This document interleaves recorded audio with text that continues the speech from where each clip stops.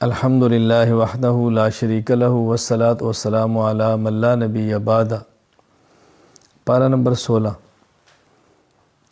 پھر یہ آگے گئے تو حضرت موسیٰ علیہ السلام خضر دونوں جا رہے تھے، ایک بستی تھی، ان سے کھانا مانگا، جیسے مسافر ہوتے ہیں ضرورت کے لیے انہیں انکار کر دیا، تو وہاں ایک دیوار تھی گرنے لگی تو حضرت خضر علیہ السلام نے اپنے ہاتھ سے دیوار کو سیدھا کر دیا۔ حضرت موسیٰ علیہ السلام نے فرمایا کہ تم نے دیوار سیدھا کی، ان سے پیسے لے لیتے، کھانا مانگا انہیں دیا نہیں، تم نے دیوار سیدھی کی، پیسے لیتے اب اس کا کھانا کھا لیتے۔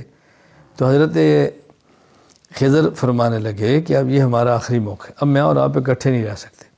باقی تینوں کی حکمت سن لو۔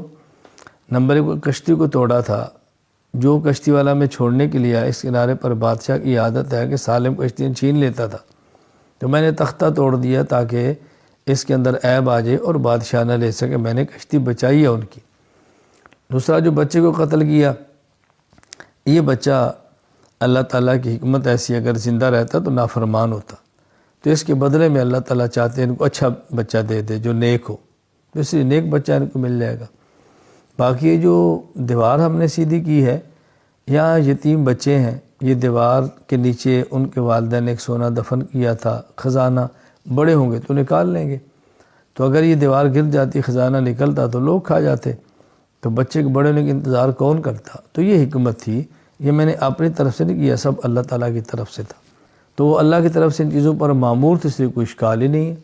جس طرح ملک الموت کے ذمہ ہے کہ آپ نے روح قبض کرنی ہے، تو کوئی ملک الموت پر اعتراض ہوتا ہے کہ کسی نے بندہ مار دیا ہے، اور اللہ کی طرف سے متعین تھے، اس لیے تکوینی امور جس کے ذمہ اس نے وہ کرنے ہوتے ہیں، قابل اشکال بات نہیں ہے۔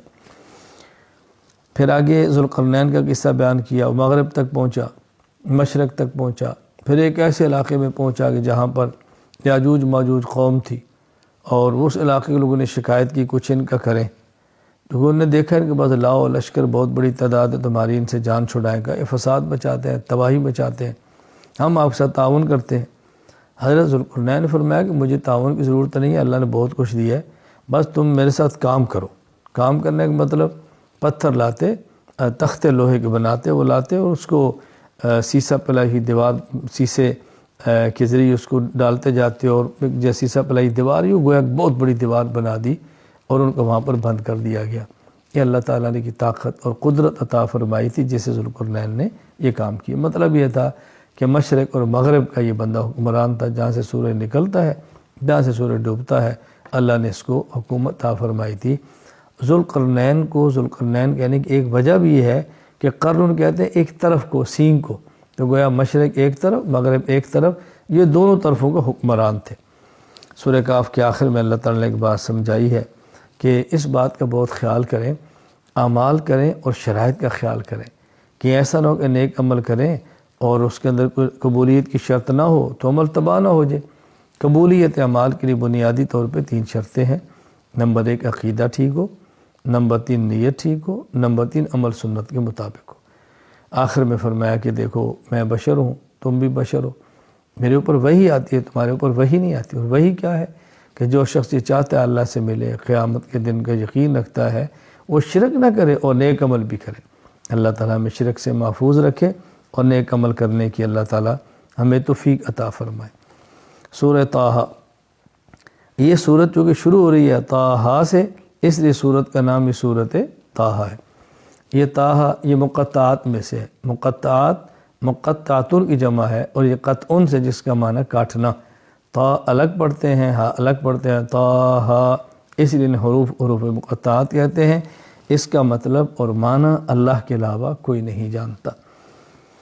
اس صورت میں ایک تو موسیٰ علیہ السلام کا واقعہ بیان فرمایا ہے اور تفصیل سے بیان فرمایا ہے، کس طرح موسیٰ علیہ السلام کی اللہ تعالیٰ نے حفاظت فرمائی ہے، فرعون کے ظلم سے نجات کیسے دی ہے، اور لوگوں کے دل میں آپ کی محبت کیسے ڈالی ہے، موسیٰ علیہ السلام کی تربیت بچپن میں کیسی ہوئی ہے، دودھ اپنی ماں کا کیسے موسیٰ علیہ السلام نے پیا ہے، تو یہ ساری باتیں اللہ تعالیٰ نے بیان فرمائی ہیں۔ فرعون نے آرڈر جاری کیا تھا کہ اس نے خواب دیکھی، کہ اس خواب کی تعبیر لوگوں نے بتائی کہ ایک شخص بنی اسرائیل میں ہوگا جو تیری حکومت ختم کر دے گا۔ حل کیا تھا؟ 1 سال بچے جو پیدا ہو زندہ رکھیں، 1 سال پیدا ہو قتل کریں۔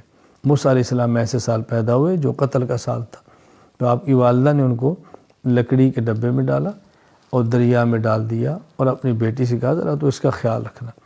وہ ڈبہ چلتا ہوا دریا کے کنارے پہنچا، یعنی کنارے پر جہاں اس کا فرعون کا غالباً محل تھا، تو ان کی نوکرانیوں نے، خدامہ نے دیکھا تو ڈبہ اٹھا کے لے گئے، گھر جا کے کھولا تو اس کے اندر بکس میں حضرت موسیٰ علیہ السلام، چھوٹا سا بچہ تھا، بس جو دیکھتا ان سے پیار کرتا۔ فرعون کی بیوی آسیہ نے اس کو اپنے پاس رکھا اور کہا ہمارے کام آئے گا، بیٹا بنائیں گے۔ خیر یوں فرعون کے دشمن کو ان کے گھر میں اللہ تعالیٰ نے پرورش عطا فرمائی۔ کسی کا دودھ نہیں پیتے تھے، اب تلاش کیا دودھ کس کا پئیں، کہ بہن نے کہا کہ عورت ہے، میں بتاتی ہوں تم اس کے پاس لے جاؤ، کہا جی فلاں عورت ہے۔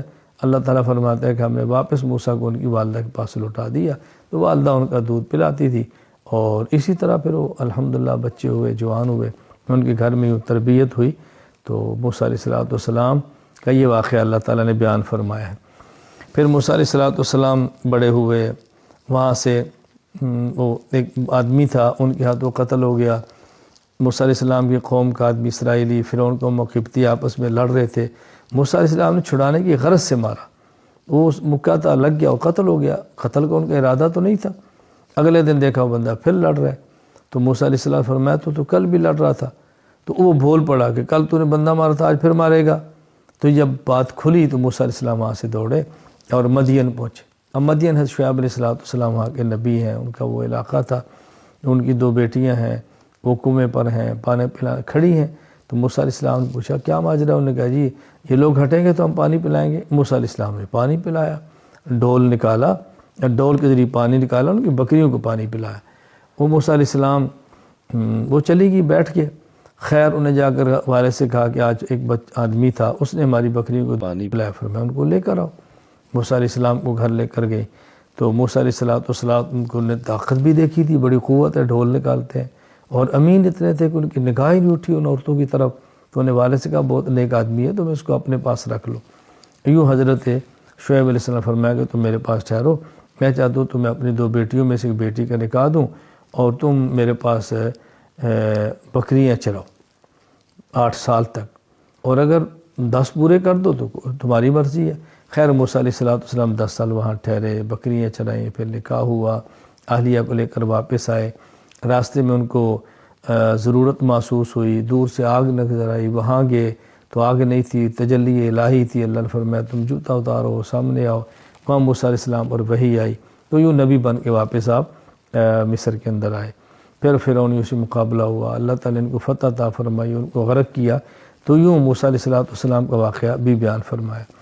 اور پھر اسی کے اندر واقعہ ہے وہ سامری کا قصہ بھی بیان کیا۔ ایک وقت آیا موسیٰ علیہ السلام جب اپنی قوم کو لے کر نکلے، اور فرعون نے پھر پیچھا پیا، یہ در سمندر کراس کر گئے دریا، وہ سارے غرق ہو گئے۔ تو ان کی جو خواتین تھی انہوں نے فرعونیوں سے ایک یعنی زیورات لے کے ہمارا شادی ہے ہمیں چاہیے، یوں زیور اکٹھا کیا، دریا کراس کیا، آگے چلے گئے۔ موسیٰ علیہ السلام کوہ طور پہ تورات لینے کے لیے گئے، تو سامری نے سونا ان سے اکٹھا کیا، یہ تو تمہارا نہیں ہے، فرعونیوں کا ہے۔ خیر اس کو پگھلایا، اس سے پھر ایک بچڑا بنایا، اس بچڑے سے آواز نکلی۔ تو ایک موسیٰ علیہ السلام جب تشریف لائے تھے تو کہتے ہیں گھوڑا تھا جنت سے، جبرائیل جس پر سوار تھے، جہاں پاؤں رکھتا وہاں سبزہ اگتا، تو اس نے وہاں سے مٹی اٹھائی، وہ سمجھا اسے آواز نکلے گی۔ مختلف روایات ہیں، خیر بچڑا بنا آواز نکلتی تھی۔ تو انہوں نے کہا دیکھو موسیٰ علیہ السلام تو چلے گئے، خدا تمہارا یہ ہے۔ ان لوگوں نے اس کو پوجنا شروع کر دیا۔ موسیٰ علیہ السلام واپس آئے، غصے ہوئے، ایک طویل قصہ ہے۔ خیر موسیٰ علیہ السلام نے سامری سے فرمایا تمہاری سزا یہ ہے کہ تمہارے قریب کوئی نہیں آئے گا، جو ہاتھ لگائے گا اس کو بھی تمہاری طرح بخار یہ جو مرض ہے وہ لگ جائے گا۔ یوں سامری الگ تھلگ ہوا، اور اسی حالت کے اندر پھر وہ مر گیا۔ تو یوں یہاں پہ حضرت موسیٰ علیہ السلام کا اللہ تعالیٰ نے واقعہ بیان فرمایا، اور کافی حد تک تفصیل کے ساتھ یہ واقعہ موسیٰ علیہ السلام کا بیان فرمایا گیا ہے۔ اور پھر اسی صورت کے اندر اللہ تعالیٰ نے مریم علیہ السلام کا واقعہ بیان فرمایا ہے، حضرت عیسیٰ علیہ السلام کی ولادت کا واقعہ بیان کرایا ہے کہ مریم علیہ السلام کے پاس جبرائیل امین انسانی شکل کے اندر آئے، تو انہوں نے فرمایا میں تو عورت ہوں، تم کیسے؟ انہوں نے بتایا میں تو جبرائیل ہوں، مجھے اللہ نے بھیجا تمہیں بیٹا دیا جائے۔ ان کے گریبان میں جیسی بھی انہیں پھونک ماری اس سے حمل ہوا۔ تو پھر وہ پریشان ہوگی، میں آپ لوگوں کو کیا جواب دوں گی؟ اللہ تعالیٰ نے فرمایا تم فلاں درخت کے نیچے بیٹھو، اور درخت کو ہلاؤ کھجور ہوگی، ٹھنڈا پانی ہے چشمے کا وہ پیو، یوں ان کے یہاں اللہ تعالیٰ نے بچہ ان کو عطا فرما دیا۔ حضرت مریم کو اللہ نے عیسیٰ علیہ السلام دیا۔ قوم کے پاس گئی تو قوم نے کہا یہ کیا، تو شادی شدہ نہیں، کیسے ہوا؟ اور یہ خاموش ہو گئی، فرمایا یہ بچہ بولے گا۔ وہ خیر بچہ بولا اور اس نے بتایا کہ میں تو اللہ کا نبی ہوں، مجھے اللہ نے کتاب دی ہے۔ تو یوں حضرت مریم علیہ السلام کے اللہ تعالیٰ نے برات کا انتظام بھی فرما دیا، اور ان کی برات بھی ہوگی مریم علیہ السلام کی، یہ واقعہ بیان فرمایا۔ خیر اللہ تعالیٰ نے حضرت مریم کی برات کو یہاں بیان فرمایا۔ اللہ تعالیٰ ہم سب کو انبیاء علیہ السلام کے قصص سے عبرت حاصل کرنے کی توفیق عطا فرمائے، عقائد پر قائم رکھے اور اعمال اچھے کرنے کی توفیق دے، اور شرک سے اللہ تعالیٰ میں محفوظ رکھے۔ وآخر دعوانا ان الحمد للہ رب العالمین۔